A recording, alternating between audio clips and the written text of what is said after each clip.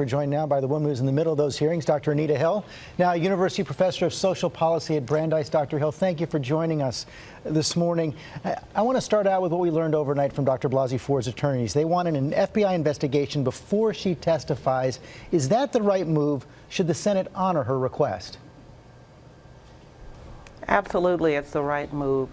The hearing questions need to have a frame, and the investigation is the best frame for that, a neutral investigation that can pull together the facts, create a record so that the senators can draw on the information they receive to develop their questions.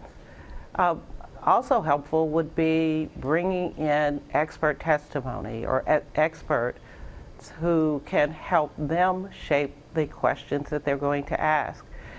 All of this is really something that I don't think it can be avoided if you really want to get to the truth. You say if that's the purpose of this hearing. I guess that gets to the question, because all indications now are that the president, the GOP majority, will not honor that request, that they will hold the hearing without her schedule a vote. So what happens then? Do you believe that Dr. Blasey Ford has a duty to testify publicly, even if the conditions are not ideal? Well, we're not talking about whether the conditions are ideal.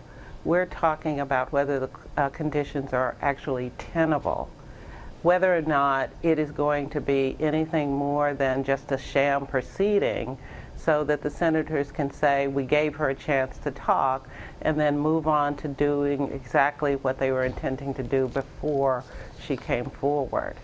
You know, your hearings famously came just 5 days after the allegations went public, and you wrote that quick Senate consent to a hearing was actually quite cynical. I want to read what you wrote in your book. You said, I believe that the Republicans who voted to hold the hearing did so because they felt that the idea of a public hearing would be so threatening that I would withdraw my complaint, or that even if I did appear, they would be able to destroy me. Is that what's at play here? It seems to be what's at play. It occurs to me that two things are going on. That either they don't take this seriously, that they aren't concerned about this complaint as many Americans are, or that they just want to get it over. I'm not sure which is in play. Maybe they're not concerned, or maybe they just don't know how to handle this kind of a situation. But anyone who has been involved in anything similar to this, whether it's sexual harassment or sexual assault as being charged here, knows that these take time to evolve. So 6 days is not enough for the senators who probably know very little about these kinds of claims. It's not enough for them to inform themselves. And so that's why it's important to have an investigation. It's important for them then to call on experts to help them shape credible questions to ask both Dr. Blasey and Judge Kavanaugh, and then to move forward. There is no reason for them to rush this and push this with a 6-day time frame. One of the things you're hearing... The other thing that I think that the senators are missing, just one more thing. Go ahead.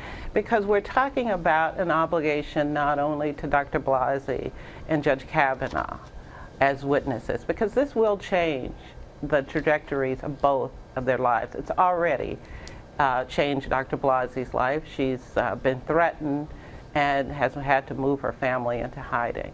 But the American public really is expecting something more.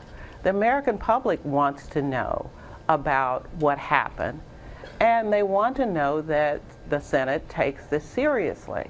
And moving forward on this at this pace, with this kind of sort of black hole of a process being foreseen by many of us, we are really under the impression that the Senate doesn't take this seriously and doesn't see this as part of their core responsibility to the confirmation process, to the court, and to the American public. One of the things you're hearing from senators and some of Judge Kavanaugh's allies is there's no way to get to the bottom of this. This was 37 years ago. That Dr. Blasey Ford doesn't even know exactly where it was or what day it was, that the charges are vague, and that this might even be a case, they've said, of mistaken identity. That is not for a layperson to determine. That's why you have investigators who are experienced in these situations. And what advice do you have? Perhaps no one in the country is in a better position to give Dr. Blasey Ford advice than you are. What advice do you have for her? You know, my advice, Dr. Blasey and her attorney are working together. She has a seasoned attorney, and she should be taking her advice from her attorney. My advice right now, in my experience, really is more directed to the senators and to the Senate Judiciary Committee in particular. And my advice is to push the pause button on this hearing, get the information together, bring in the experts, and put together a hearing that is fair, that is impartial, that is not biased by politics or by myth, and bring this information to the American public. One final question. You've said that Judge Kavanaugh bears the burden of persuasion here. What does that mean exactly?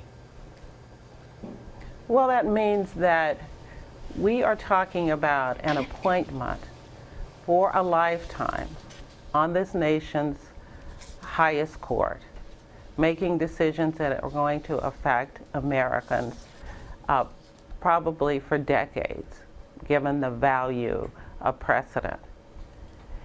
It is an honor and a privilege to be nominated and to serve. It is not an entitlement. And so a person coming into that position on the Supreme Court for a lifetime really has to have the full confidence of the American public.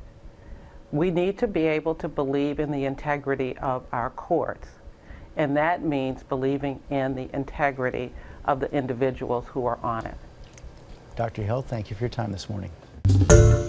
Hi everyone, George Stephanopoulos here. Thanks for checking out the ABC News YouTube channel. If you'd like to get more videos, show highlights, and watch live event coverage, click on the right over here to subscribe to our channel, and don't forget to download the ABC News app for breaking news alerts. Thanks for watching.